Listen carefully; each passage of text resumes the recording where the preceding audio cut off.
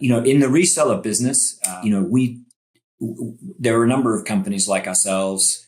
We pretty well all did the same thing, talked about how Jira was great, but actually the customer didn't need to be sold on Jira. They needed to be sold on why us.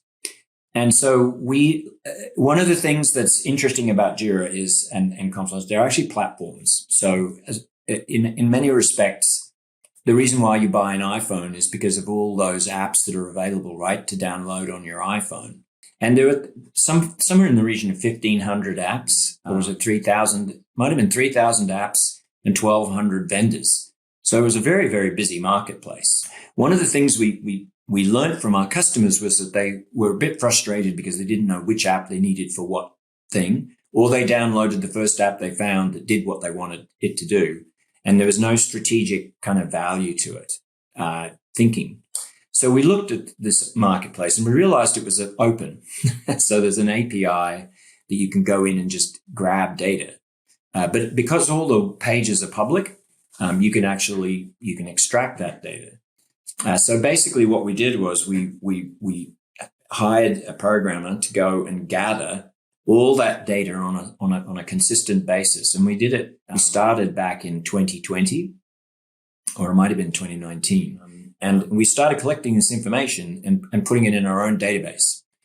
And we were able to do some very interesting things that we weren't aware of before we started the process. So I think when you get into something like this, it's only then that you start to see the opportunities.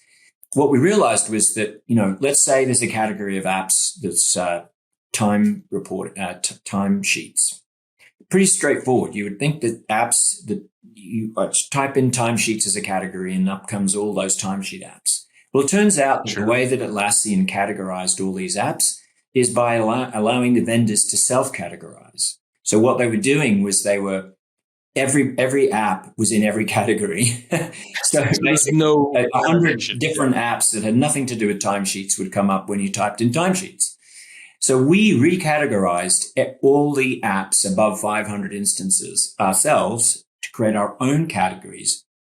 So a customer could then literally come to us and say, help me with timesheets, which is give me the data on timesheets, who's a winner, who's a loser, all this sort of stuff. So we did that. Then what happened was we started just using it as a marketing vehicle, which was also very, very successful. So we trademarked Mars as an image, because Mars stands for Marketplace Analytics Research Service. That Mars has been trademarked by chocolate companies, you name it. But the image itself that we created, we could trademark. So we trademarked that, and then we just had the top 10 fast moving apps as a post, or who are the winners and losers in the app marketplace, or there's a consolidation taking place. AppFire's bought another app, and we did all of that, and we started mentioning all the vendors, who then all became our best friends because they loved it. And so it really took off, and 𝑘𝑠𝑠 is continuing on with it as a standalone, almost a standalone marketing vehicle, because it's just been phenomenally successful. And when somebody thinks of blended perspectives, and why would we be a better partner than somebody else? We can say, well, because we've got Mars, like we have the history. We can really guide you forward.